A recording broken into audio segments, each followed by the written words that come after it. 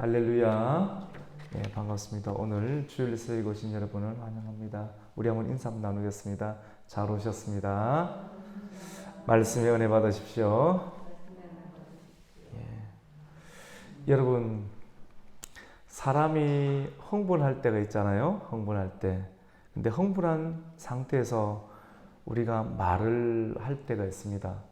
흥분할 때 말한 그것으로 인해서 시간이 조금 지나갔을 때 후회하고 내가 왜 이런 말을 했을까 이렇게 후회할 때가 우리가 종종 있습니다. 우리가 말씀 중심의 신앙생활을 꼭 해야 하는 것은 말씀 중심으로 신앙생활을 하다 보면 말씀이 자꾸 우리의 사람의 감정을 컨트롤 하게 되는 그런 능력을 또 경험하게 되거든요. 이게 말씀 따라가는 인생을 계속 살다 보면 마음이 감정에 의해서 지금까지 우리 인생이 가끔씩은 이렇게 주도될 때가 있는데 감정보다 하나님의 말씀을 따라가는 것으로 인해서 감정을 이길 수 있는 그런 은혜를 우리가 경험하게 됩니다. 화가 많이 났을 때 그리고 또 감정이 치밀어 오를 때 사람은 매우 극단적인 말을 하거나 아니면 또 이런 말을 또 성경에서는 맹세라고 하잖아요. 맹세를 할 경우가 종종 있게 돼요. 너무 어렵고 힘든 그래서 감정이 끝까지 올라갔을 때 입에서 사람이 내가 다시는 어떻게 하는가 봐라 뭐 이런 형태로 말을 하는 경우들이 일반적으로 나타나기 때문입니다. 여러분 말은 사람을 이끌어갑니다. 참 하나님 그리 만들어 놓으셨어요. 그래서 하나님이 말씀하시는 하나님입니다. 말로 인해서 하나님의 말씀으로 인해서 천지가 창조되었고 또 이 천지를 창조해 두고 하나님의 말씀이 형상대로 사람을 만들어 두었기 때문에 사람이 입에서 나오는 그 말에 의해서 사람은 이끌려가게끔 되어 있습니다.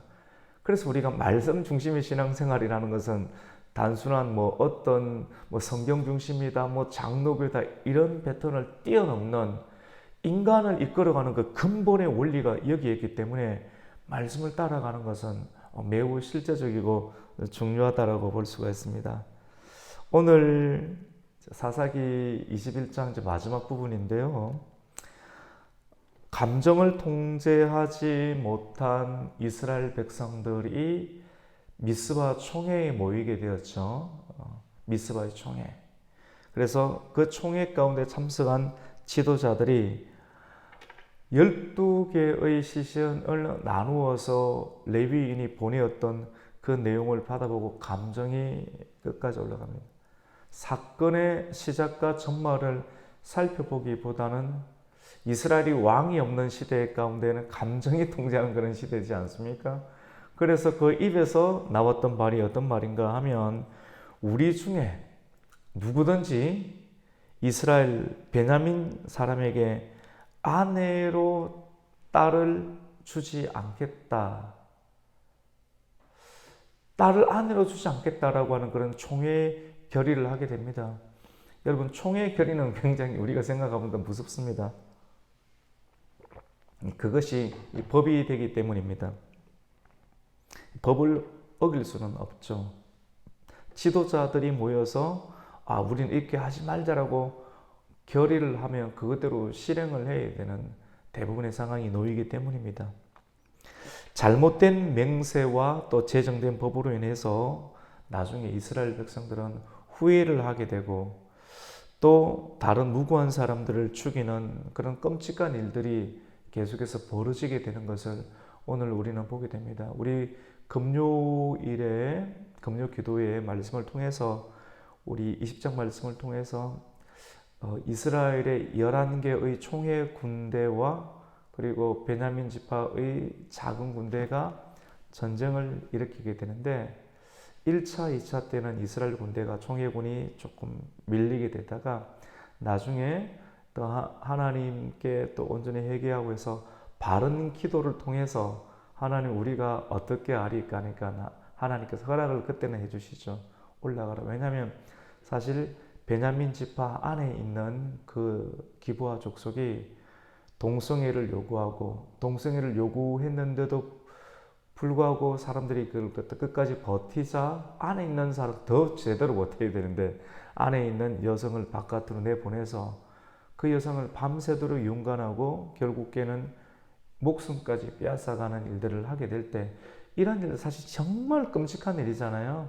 근데 이 일들에 관한 부분들을 하나님께서 다룰 수 있도록 이렇게 허락해 주시는데 그래서 전쟁에 승리하게 됩니다. 근데 여러분 생각을 해보세요. 같은 동족끼리 네가 잘못했다, 내가 잘못했다. 물론 베냐민 지파도 잘못했지만 베냐민 지파의 그런 문제들을 두고 회개를 일으키는 그런 과정들이 있는 것이 아니라 아예 자체적으로 군대를 소집해서 한 지역을 전멸할 생각들을 가지고 이렇게 접근하는 총회, 감정대로 이 일들을 풀어내는 일들, 레위인의 어떤 이렇게 이 일들이 일어난지도 제대로 살펴보지 아니하고 문제를 처리하게 됐을 때 동족끼리 끔찍한 비극이 일어나게 되었는데 전쟁에서는 결국 이 이스라엘 총회가 이기게 되었습니다. 끔찍한 일들이 한 지파가 완전히 전멸될 정도로 감정적으로 싸우게 되면 있지 않습니까? 죽일 때까지 싸우게 됩니다. 완전히 사람이 없어질 때까지. 그 전쟁은 사람이 완전히 없어질 때까지 싸웠습니다. 알고 보니까 나중에 베냐민 사람들 중에 600명 정도가 도망을 가서 림몬이라고 하는 지역의 바위 틈에 소복히 숨어 있었습니다. 사실 내 눈에 띄었다면 다 죽였을 겁니다. 이스라엘 백성들이 눈에 띄었다면 감정적으로 일을 하면 다 죽이는 겁니다. 다 죽이고 나니까 어떤 일이 일어나면 그제서야 정신이 좀 돌아오는 거예요. 우리가 너무 했구나. 하나님께서 만드신 이스라엘의 12개의 지파 중에 한 족속 자체를 우리의 감정 때문에 다 진멸하게 됐구나. 그제야 정신을 차리게 됩니다. 그런데 알고 보니 완전히 처리한 것이 아니라 림몬바위에 600명이 숨어 있다는 것을 뒤늦게 알게 되고 속으로는 조금 다행이다는 마음이 들기도 했죠. 이 감정이란 부분들이 이렇게 무섭고 잔인하게 하나님의 말씀의 뜻보다는 감정으로 나아가는 것은 정말로 끔찍한 일이 아닐 수가 없게 됩니다. 그래서 오늘 본문 우리가 21장을 읽게 되었는데 1장 1절 말씀 가운데 보면 이스라엘 백성들이 미스바에서 맹세한 이야기를 하게 되죠. 우리 1절 말씀을 한번 읽어보겠습니다. 이스라엘 사람들이 미스바에서 맹세하여 이르기를 우리 중에 누구든지 딸을 베냐민 사람에게 아내로 주지 아니하랴 하였더라. 자기 맹세죠. 자기 맹세, 자손들에게 베냐민에게 주지 말자라고 하는 장면으로 사사기의 마지막 장인 21장이 시작되게 됩니다. 감정대로 전쟁을 결의하고 또 전쟁으로 인해서 이스라엘의 한 지파가 멸절되었다라고 하는 사실을 깨닫고 그제서야 우리가 정말 큰 일을 저질렀구나 하는 후회가 든 것입니다. 여러분, 근데 이것뿐만 아니에요. 말이 한마디만 한 것이 아니라 감정이 격한 상태에 있을 때 몇 가지 말을 두세 가지를 이렇게 더 하는 경우들이 있게 됩니다. 정말 우리 혀를 제어해야 되는데 야고보에서도 혀를 제어하잖아요. 이게 자기 중심이면 혀가 제어가 안 돼요. 그래서 평상시 때부터 내가 싫은 걸 없애야 됩니다. 내가 좋아하는 것도 너무 좋아하는 대로 가지 말아야 되고 내가 싫어도 내가 싫은 것도 없다. 내가 좋은 것도 없다. 이 말이 좀 어떻게 들릴지 모르겠는데 정말 참 중요하고 의미 있는 말입니다. 그리스도인들에게 주님을 따라가는 성도들에게 나는 이걸 정말 싫어한다. 나는 이걸 너무 좋아한다. 이거를 너무 강조하지 마시기를 바랍니다. 어느 정도 적절하게 또 품위 있게 적절하게 가는 것이 굉장히 중요한 지혜라고 하는 것을 우리는 발견하게 되는 것입니다.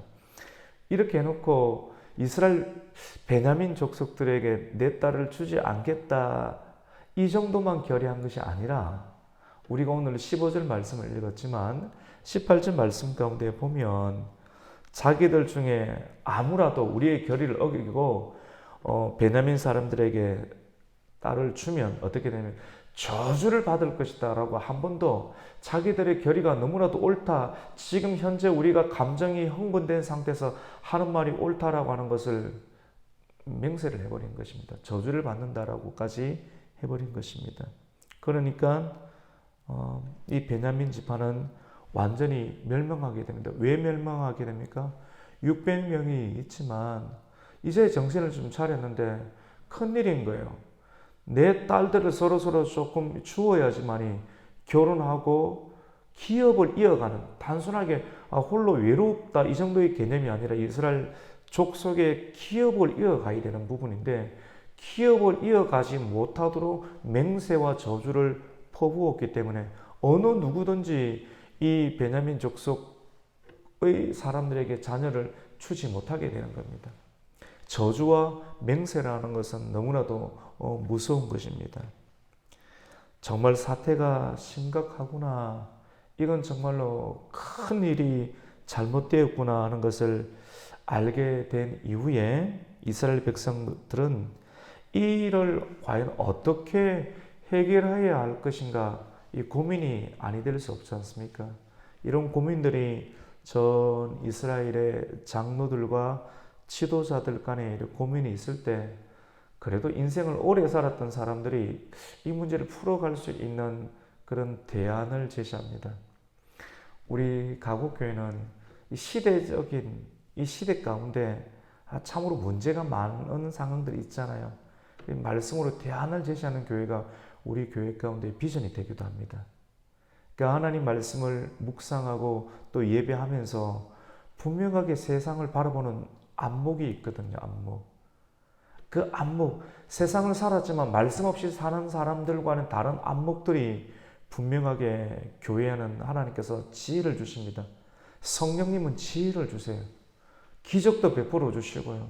분명하게 성령의 강력한 지혜를 주시는데 그 지혜를 제시하겠다는 거예요.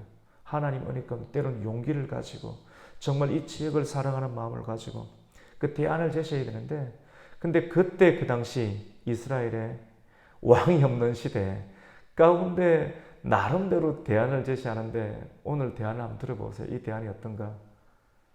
합당하긴 한데 결국은 하나님 보시기에 이것도 답은 되지 아니한다는 그런 내용인데요. 그래도 인간적으로 보기에는 굉장히 일리 있어 보입니다. 어떤 대안가? 사실은 여러분, 문제가 일어날 때 그 문제를 해결하는 방법은 하나님으로부터 나와야 되는데 하나님으로부터 나오는 대안을 받으려고 하면 반드시 거치는 것이 회개입니다. 회개. 근데 회개라는 말은 사람들이 듣기에 조금 부담스러워요. 왜냐하면 내가 결정내었던, 이전에 결의하였던 그런 내용들을 번복을 해야 되거든. 그럼 이전에 내가 했던 말들이 잘못했다라고 객관적으로 공인이 되어야 되는 상황인데, 사실 그렇게 내가 했던 말들을 철회하는 것을 사람들은 꺼려하고 거부합니다. 예수 믿는 사람들도 결의한 내용들을 철회하는 것을 굉장히 부담스러워하고 내가 이전에 틀렸다, 잘못되었다라고 시인을 해야 되기 때문에 시인해야지만이 다른 대안을 제시할 수 있게 되지 않습니까? 근데 그렇게 하는 것이 자신의 명예, 여러 가지 일들로 이런 꺼려하게 되죠.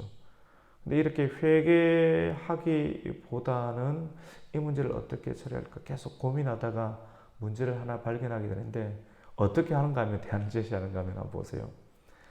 이 문제가 미스바의 총회에 모여서 결의한 내용이잖아요. 고민하다가 그러면 이 결의한 사람 가운데 포함되지 아니하는 사람이 있으면 이 문제를 처리할 수 있잖아요. 누가 미스바 총회에 우리가 오지 아니했는가? 총회에 참석하지 아니한 사람이 누군가 어느 지파인가를 어른들은 생각하게 되는 거예요.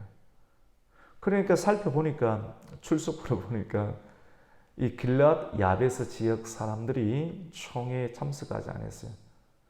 전체적인 결의 가운데 가능하면 참석하는 것이 좋습니다. 가능하면 다 모이는 게 좋은데, 왜냐하면 안 모인 사람들은 꼭 도드라진 사람들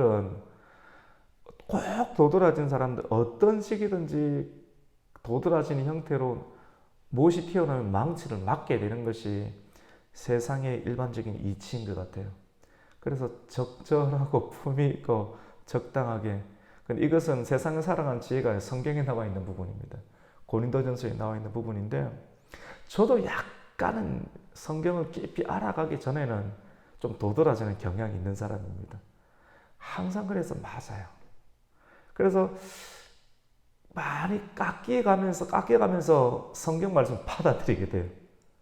그래서 받아들인 만큼 이제 설교하게 되고 그 말씀을 가르치는 이 현재 가운데 쓰게 되는데, 여러분 결국은 말씀이 맞습니다. 말씀대로 이끌어가는 형태가 맞는데, 오늘 말씀 가운데 보면 어떻게 하냐면, 이 사람들 미스바의 총회에 참석하지 아니하는 사람들을 찾고, 그리고 모여서 이스라엘 군대 중에서 굉장히 싸움을 잘하는 12,000명의 사람들을 보내고 그들에게 임무를 줍니다. 길앗 사람들 남자와 여자 다 죽여라, 진멸하라 라고 하는 명령을 내립니다. 여러분, 하나님으로부터 진정한 회개, 참된 회개의 고백을 하지 아니하고 인간적으로 그 문제를 풀어가기 위해서는 계속해서 무리성 있는 일들을 진행하게 되는 것을 보게 됩니다. 우리 7절과 8절 말씀을 한번 읽겠습니다. 시작. 그 남은 자들에게 우리가 어떻게 하면 아내를 얻게 하리요? 우리가 전에 여호와로 맹세하여 우리의 딸을 그들의 아내로 주지 아니하리라 하였도다. 또 이르되 이스라엘 지파 중 미스바에 올라와서 여호와께 이르지 아니하는 자가 누구냐 하고 본즉 야베스 길라앗에서는 한 사람도 진령에 이르러 총회에 참여하지 아니하였으니. 600명 살려야 되는데 600명을 살리려고 하면 여성들을 주어서 결혼을 하게 해서 기업을 이어가게 해야 되는데, 이 600명 총회의 결의와 저주까지 퍼부어놨기 때문에 우리 안에는 자기 자신들이 우리가 틀렸다라고 총회의 법을 개정을 하지 않는 이상은, 근데 총회법은 잘 개정 안 됩니다, 여러분. 쉽지 않죠. 우리 헌법도 한번 끝까지 가야 되는 것처럼 잘 개정 안 됩니다. 근데 이 문제를 풀기 위해서 대안을 내놓은 것이 이 미스바 총회에 참여하지 않은 그 사람들을 다 진멸해서 거기서 여성을 끌어내려고 하는 그런 대안을 제시한 겁니다. 우리 9절에서 12절 쭉 한번 읽어보겠습니다. 시작. 백성을 계수할 때 야베스 길라 주민이 하나도 거기 없음을 보았습니다. 회중이 큰 용사 12,000명을 거리로 보내며 그들에게 명령하여 이르되 가서 야베스 길라 주민과 부녀와 어린 아이를 칼날로 치라. 너희가 행할 일은 모든 남자 및 남자와 잔 여자를 진멸하여 바칠 것이니라 하였더라.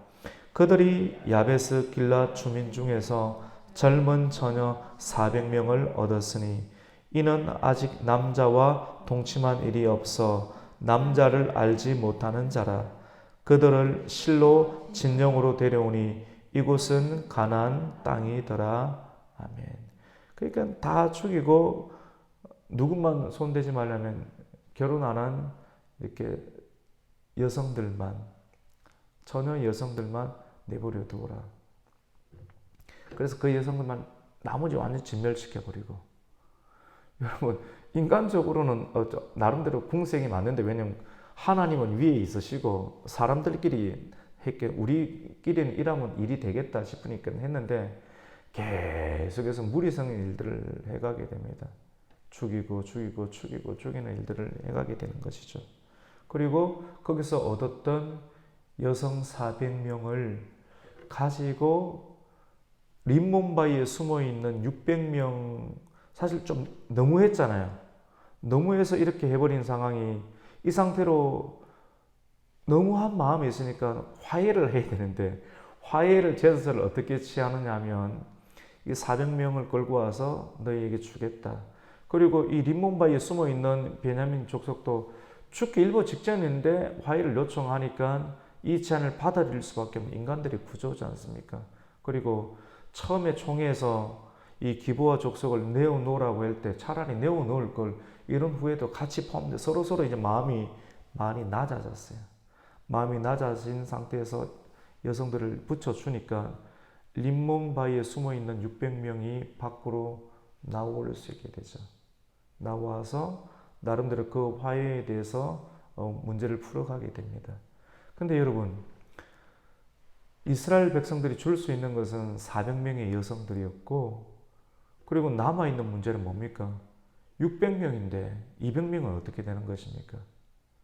인간적인 머리로 참된 회개를 해서 이스라엘 백성들 중에서 우리가 잘못했다라고 하나님께 회개하고, 또 자기들 안에서도 지도자들이 좀 물러나고, 이 결이 잘못된 것이다, 내가 책임을 지겠다 물러나고 회개를 해서 정상적으로 하면 사람 안 죽이고 자기들의 딸들 보내줄 수 있지 않습니까?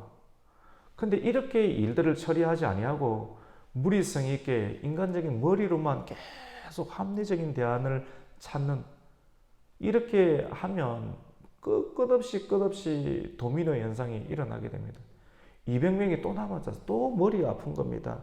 그래요. 이걸 어떻게 처리할까 하다가 또 다른 궁색을 하게 되는데, 그런 장면들은 내일 본문 가운데 나오게 됩니다. 여러분, 지키지 못할 맹세와 약속은 하지 말아야 됩니다. 그렇게 하려면 이성이 좀 살아있어야 되는데, 이성을 보면 이건 죄다 안 죄다, 건강한 이성을 가지고 보면 죄 가운데 들어갈 사람은 없는데, 죄를 짓게 될 때는 이성이 마비가 됩니다. 뭐가 올라옵니까? 감정이 올라오게 되면 옳고 그름 분별하지 못한 채 지금 올라오는 화에 의해서 말을 하게 되는데, 그 말 자체가 굉장히 극단적인 상황이기 때문에 그걸 두고 맹세라고 합니다. 맹세. 너무 감정이 좋든지 너무 감정이 치밀어 오르든지 하는 상태에서 하는 말을 두고 맹세라고 하죠. 그래서 이 맹세는, 그래서 하나님께서는 하늘을 두고도 맹세하지 말고 땅을 두고도 맹세하지 말라. 자기 어떻게 그걸 감당을 하게 됩니까? 맹세를 하게 되면 그것은 거짓이나 또 범죄로 이어져서 죄가 죄를 낳기 때문입니다. 자기 합리화하는 인생.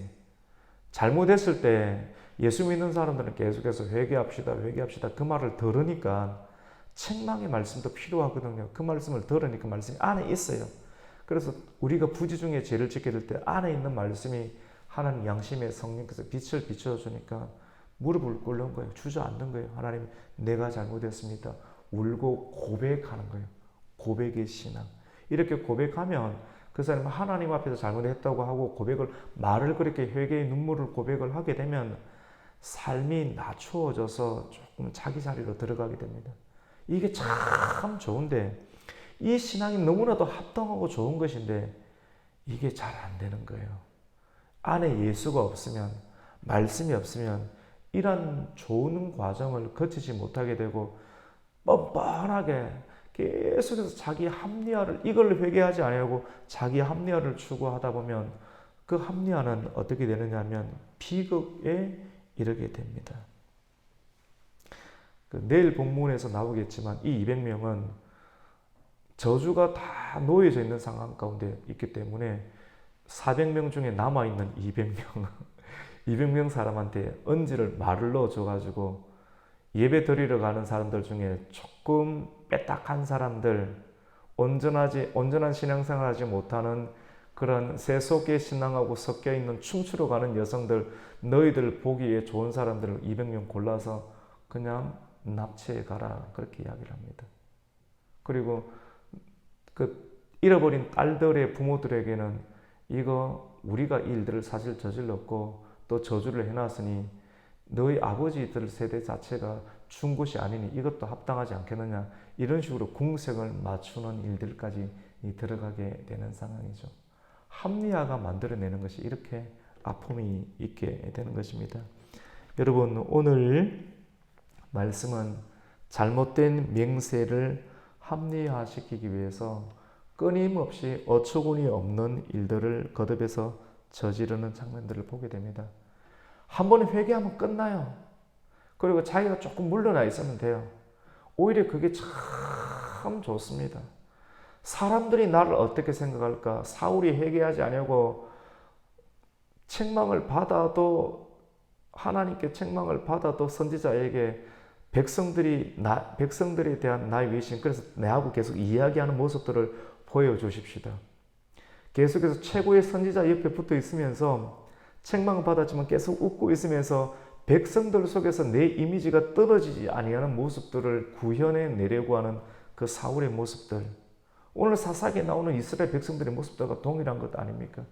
결국 이 정도의 수준의 사람들은 누구를 뽑느냐면 사울 뽑지 않습니까? 사울을 지도자로 뽑는 거예요.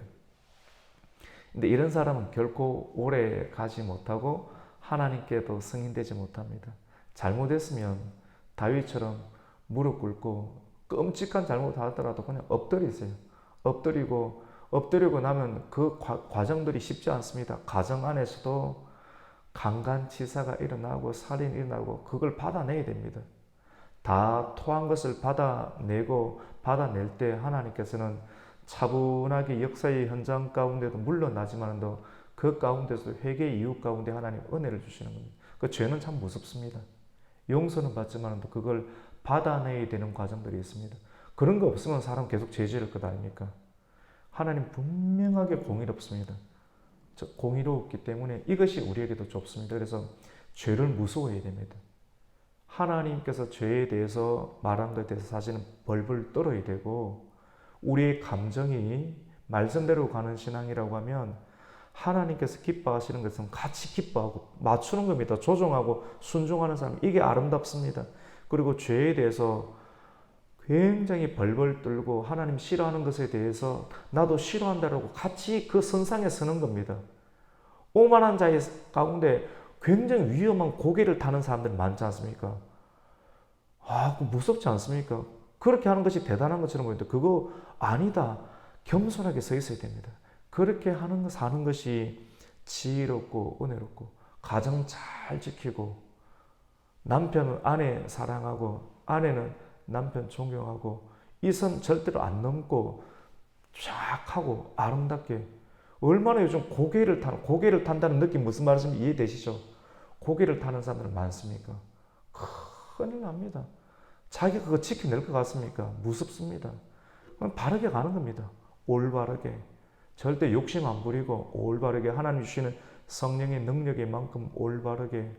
너무 하나님 또 지켜 세워주면 예수님처럼 도망 좀 다니고 빈자리 찾아가고, 이렇게 하는 인생이 참으로 지혜롭고 또 합당한 인생이 됩니다. 오늘 말씀의 결론은 여러분 끊어야 돼요. 죄를 끊어야 됩니다. 우리 안에 죄가 있습니다. 다 죄가 있습니다. 나의 대 가운데 죄를 끊지 아니하면 다음 세대까지 계속 흘러가요. 회개 안 하면 이 합리화는 버릇되는 습관들이 계속해서 다음 인생에 우리가 다음 인생 태어난다는 개념이 아니라 내일, 후일, 한 달 이후 가운데 그 죄는 계속해서 반복적으로 일어납니다. 그래서 말씀을 듣고 매 순간마다 끊어야 될 것들을 끊어야지만이 우리 인생도 무고하고 우리의 다음 세대까지 물러가지 않게 됩니다. 우리의 참된 왕이신 예수님께서 행하신 십자가의 보혈에 의지해서 우리가 끊어야 될 죄악들이 있다라고 하면 이 아침 가운데 하나님 끊게 해주시고, 그래서 자기 합리화의 덫에 빠지지 않는 그런 아름답고 기쁜 나날들을 계속 이어갈 수 있는 우리 성도가 되시기를 예수님의 이름으로 축원합니다. 아멘. 하나님 감사합니다.